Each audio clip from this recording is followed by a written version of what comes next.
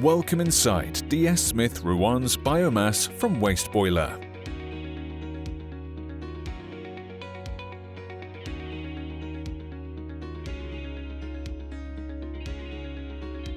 Approximately 94,000 tons of biofuel is unloaded here per year.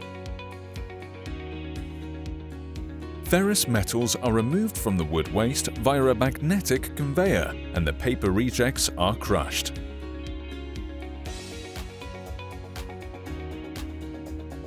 The fuel is then stored in separate silos before being combined. Non-ferrous metals are removed from the combined fuel via the EDS before entering into the biomass boiler.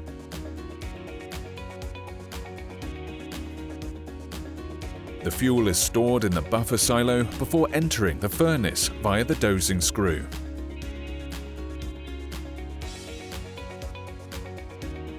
The fuel is combusted in the furnace and steam is produced from the feed water tank.